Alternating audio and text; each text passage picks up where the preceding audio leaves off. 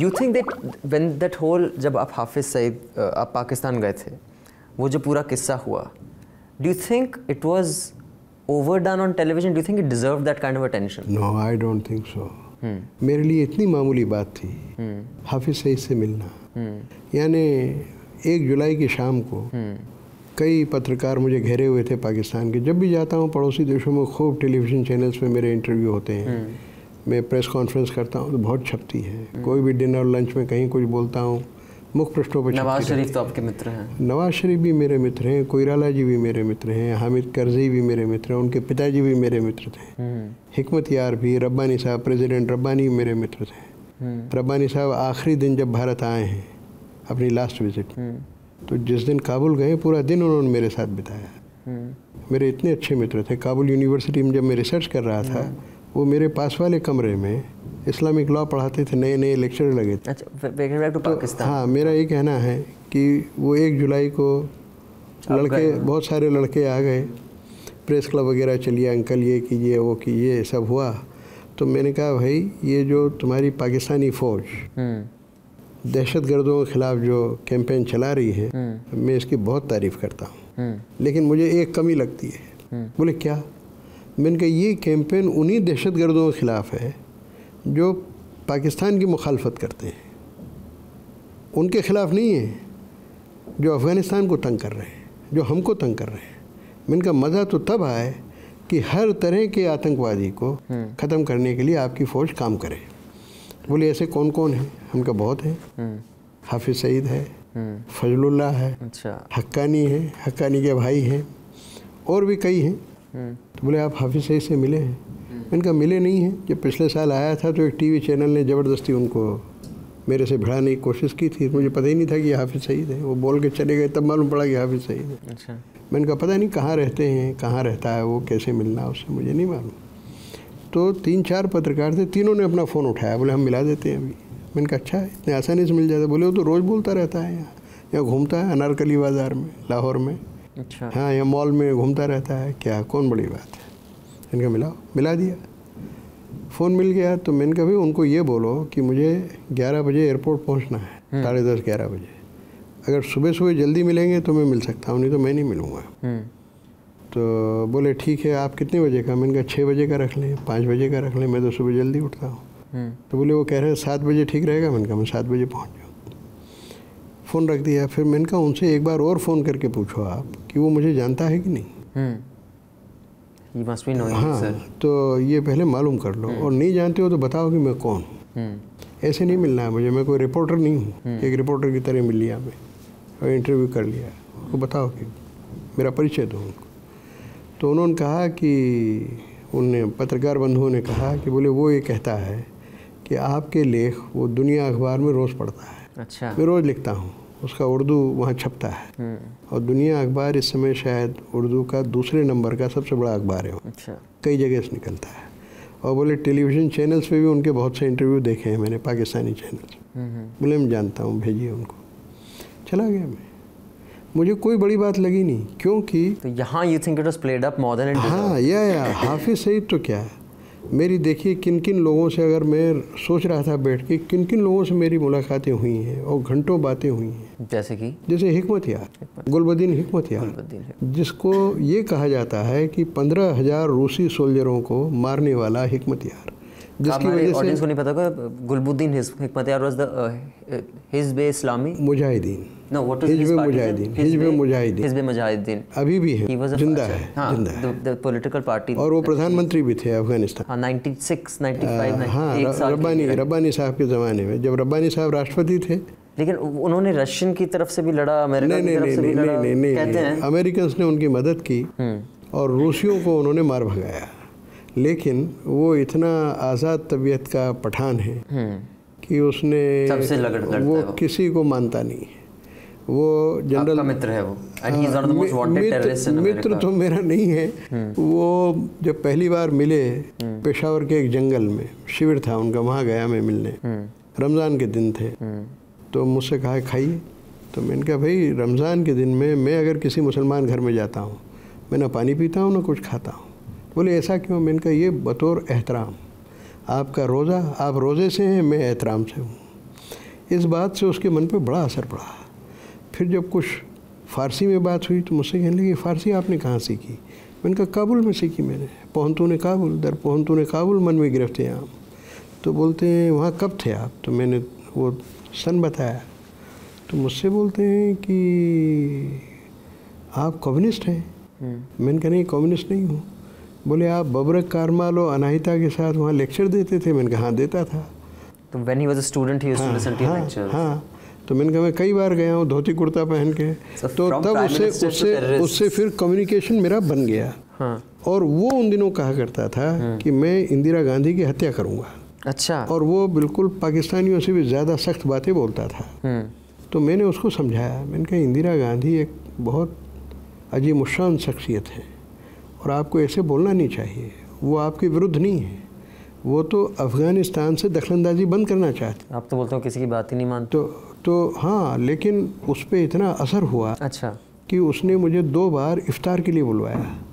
पेशावर में फिर गया उससे मिलने के लिए इफ्तार के लिए। तो हिकमत यार के यहाँ 2-3 बार गया मैं इफ्तार पे खाना खाने, और उसका वो जो रेटोरिक था इंदिरा जी के खिलाफ वो डाउन हो गया।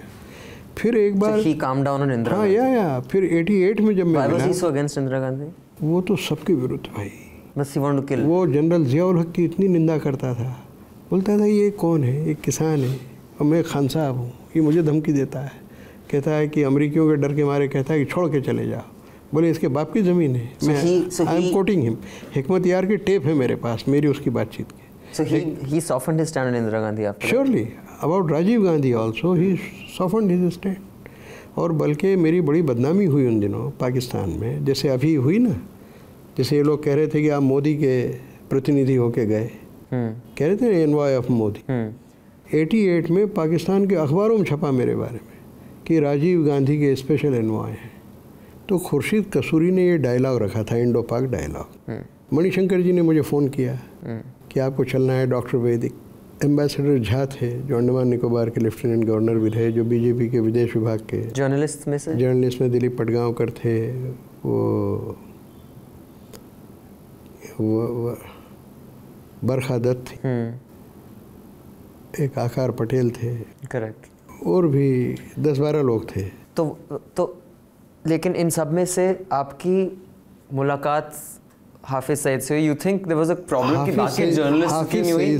बाकी जर्नलिस्ट की नहीं हुई तो वो चढ़ गया। हाफिज एक कारण तो ये ईर्ष्या द्वेष तो था ही, लेकिन जेलसी, इससे भी ज़्यादा जेलसी इस बात से कि जिस दिन हमारा वहाँ सेमिनार था मैंने मियाँ नवाज शरीफ को फ़ोन किया।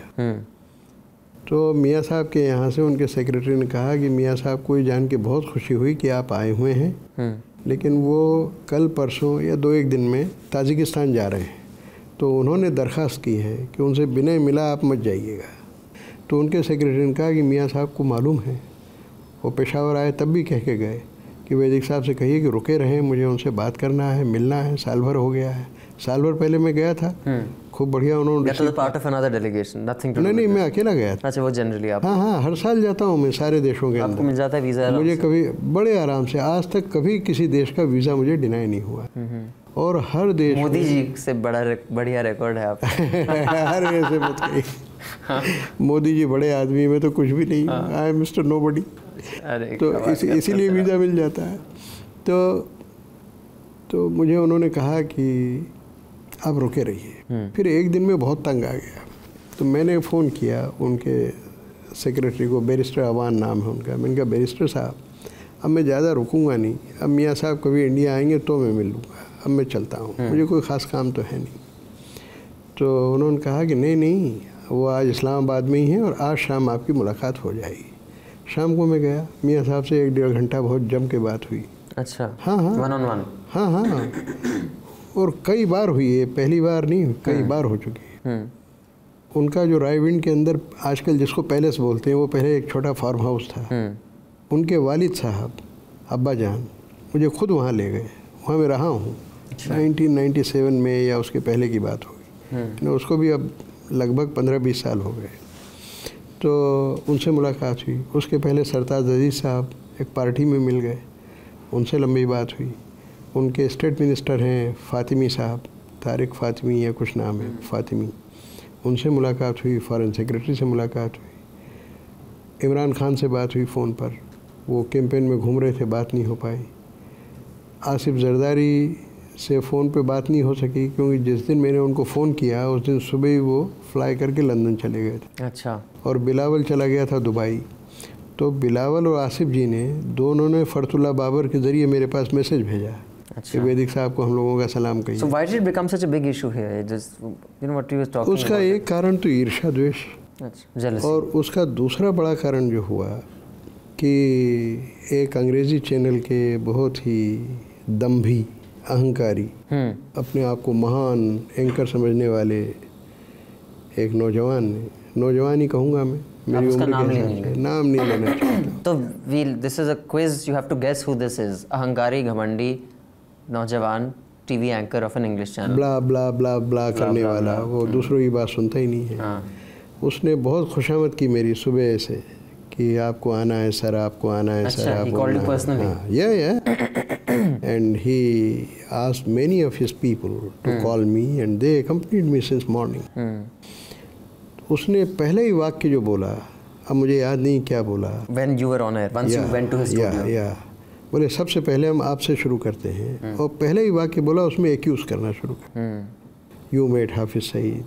अब याद नहीं है मुझे exact I don't know who you're talking about, which arrogant, but I saw the one with Arnab Goswami. I don't know if it's the same person you're referring to. I saw that debate, and I saw how it became, like the attack that happened. I saw that. पहले I remember you told him to shut up. पहले ही sentence attack करने वाला था, तो मैंने कहा कि आप मुझे बोलने देंगे कि नहीं। फिर भी बोलता गया। मैंने कहा आप मुझे बोलने दीजिए, आप गलत कर रहे हैं, ये मॉरल काम है। उसने फिर भी नहीं सुना। तो मैंने कहा अगर आप मुझे नहीं बोलने देंगे तो मैं आपको नहीं बोलने दूंगा, क्योंकि मैं तो डरता थोड़ी हूँ। मुझे कोई वोट नहीं चाहिए, मुझे कोई नौकरी नहीं चाहिए, मुझे कोई पैसे नहीं कमाने, मैं तो एक स्वतंत्र मनुष्य की तरह रहता हूँ। What was that experience like? वो जब उसने मुझे बोलने नहीं दिया तो मैंने भी उसको नहीं बोलने दिया, और फिर मैंने उसको कहा यू शट अप। मैं जब एडिटर था नवभारत टाइम्स का, तो ये मामूली नौकरी करता था वहाँ पर, सब एडिटर था या पता नहीं क्या था, और उसका चाचा मेरा दोस्त था, उसका नाम लेके मुझे बुलाता है। उसमें दूसरों के साथ उसका जितना ही खराब बर्ताव हो, लेकिन मेरे साथ उसका बर्ताव बहुत ही restraint But not that day. और बहुत डिग्निफाइड था। तो मैं तो it was a shock of shocks to me कि मुझे एक्यूज कर रहा है। तो जब उसने बोलना बंद नहीं किया तो मैंने कहा यू शट अप। और फिर जब वो और बोलता गया तो मैंने उसको कहा कि तू हाफिज सईद से भी ज़्यादा डेंजरस आदमी है, यू आर ए टेररिस्ट। ये अपनी मशीन गन बंद करो। 8-10 बार बोला मैंने कहा तू मशीन गन कब बंद करेगा भाई। और मैं तो ये कहता हूँ कि उसका बड़ा सौभाग्य था और उससे बड़ा मेरा सौभाग्य था। क्या सौभाग्य? कि हम एक ही स्टूडियो में नहीं बैठे थे, नहीं तो it would have come to blows, you think? मेरा बड़ा सौभाग्य मतलब मेरे जीवन की बहुत दुखद घटना होती है। मैं तो पहलवान रहा हूँ, बिना कचूमर किए मुझे मज़ा ही नहीं आता। मेरा बहुत सौभाग्य, भगवान ने मेरी रक्षा की, मेरी इज्जत की रक्षा की। I hope I didn't cut you any time because I don't want kachumar salad made of Abhinandan. नहीं मैं। But out of all the places you appeared, which one did you think had the most fair and sensible discussion? मेरे ख्याल से रजत शर्मा ने India TV पे बहुत ही balanced और बहुत शार्प, उन्होंने मुझसे कोई स्पेयर नहीं किया, हर सवाल सख्ती से पूछा मुझे। But it was a... हाँ, मुझे कोई इसमें बिल्कुल बुरा नहीं लगता। You don't have a problem with the question as long as you're allowed to answer. और उसमें प्रॉपर मैनरिज्म हो, शिष्टाचार हो, सभ्यतापूर्वक पूछे तो मैं हर सवाल का जवाब देने के लिए तैयार हूँ। क्योंकि ऐसा मुझे अपने बारे में शायद गलतफहमी है कि मेरे जीवन में छुपाने लायक कुछ नहीं है, बिल्कुल ट्रांसपेरेंट मेरा जीवन है। इसलिए मुझे किसी भी बात का जवाब देने में कोई डर नहीं। आपकी तो इतनी डिटेल्स हैं आपके वेबसाइट पे, including your selected as best debater throughout university career, and that debating skills आपके काम आई फिर उसके खिलाफ क्या कहते हैं अर्नब के। मेरे इंग्लिश चैनल्स में आपको कौन सा लगा सबसे? क्रिश्चियन कॉलेज के जो प्रिंसिपल थे मेरे C.W. डेविड जी, 107 साल की उम्र मिली उनको, अभी गए, साल भर पहले निधन हुआ उनका। अच्छा। वो मेरे बारे में कहा करते थे कि he is our Caesar, he never lost he never lost a debate। और मेरे नाम की इतनी ट्रॉफीज़ मेरे कॉलेज में अभी भी, जहाँ मैं पढ़ता था, प्रिंसिपल के कमरे में उनके सिर के ऊपर जो वो लगा हुआ है, मेरे नाम की ट्रॉफीज So लगी। that is why Arnab met his match that day. The Please, Caesar. But you please should have said don't call me his match. et tu brute, then fall Caesar. Out of the English channels, who do you think had the most sensible debate on the subject? मेरे ख्याल से बहुत लोगों ने की। एक थापर साहब हैं, क्या नाम है? Karan Thapar. करण थापर। अच्छा। वो बड़ी फ्रैंक डिबेट की उन्होंने और बहुत बढ़िया की। But it was sensible. उस पर सुब्रमण्यम स्वामी जी ने मुझ पर बड़े आरोप लगाए। अच्छा। तो मैंने कहा कि सुब्रमण्यम स्वामी मेरे छात्र काल से मित्र हैं, युवा थे तब से मित्र हैं। अच्छा, he is a friend of yours. और मैं इनका बड़ा आदर करता हूँ। और इनके जीवन का जो सबसे बड़ा मोटिवेटिंग फोर्स है उसका नाम है जेलसी। Jealousy. हाँ, इसलिए मैंने कहा इन्होंने जो कुछ मेरे लिए कहा है बहुत कम गालियाँ दी है। अच्छा। मैं बहुत ज़्यादा एक्सपेक्ट कर रहा था इनसे। अच्छा। तो सुब्रमण्यम स्वामी भी हंस दिए। बाकी वो डिबेट बहुत अच्छा रहा।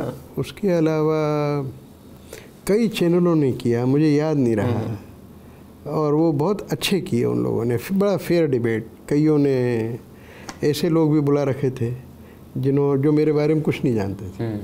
वो मुझे समझते थे कि ये वही टटपुंजिया जर्नलिस्ट है, रिपोर्टर जैसे होते हैं, बेपढ़े लिखे। ये एक रिपोर्टर है।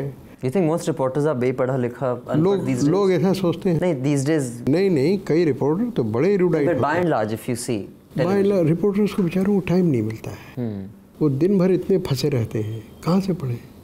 तो मेरे मित्रों ने जो मेरे बारे में उठपटांग भी लिखा है उससे मैं दुखी नहीं हूँ, क्योंकि भगवान बुद्ध ने एक कुंजी हमको सौंप रखी है। क्या है वो? कि आप कारणता में उतरिए, get into the causation of things. कि कोई आपको सम्मान करता है तो क्यों करता है, आप उसके कारण में जाइए। कोई आपको गाली बकता है तो वो क्यों करता है, वो क्यों बकता है, उसके कारण में। So see the weakness where it comes from rather than seeing an तो attack. आपको बुरा नहीं लगेगा जी। अगर आप उसका कारण समझ जाएंगे जी। कि ये मुझे इतना प्यार करता है फिर भी मुझे गाली बकता है, मुझे इतना सम्मान देता है फिर भी सबके सामने मुझे गाली बक देता है, तो कारण तो होगा ना जी। और उसका कारण आप समझ लें तो आपको अफसोस होगा, You feel pity. रोष नहीं होगा, गुस्सा नहीं आएगा, जी। अफसोस होगा कि यार ये इतना बड़ा आदमी, इसने अपने आप को छोटा कर लिया। ये है, इसलिए मुझे जीवन में बहुत आनंद है। मुझे क्षणिक क्रोध तो आता है, जिसको संस्कृत में मन्यु बोलते हैं। अभिमन्यु जो नाम है ना, मन्यु, उसका मतलब होता है क्रोध आया समाप्त हो गया। जैसे उबाल आता है ना, ऐसे आता है मुझे। आपको सडन एंगर आता है, but you don't hold a grudge. मैं उस पर विजय प्राप्त करना चाहता हूँ, लेकिन आज तक नहीं कर पाया। असफल रहा।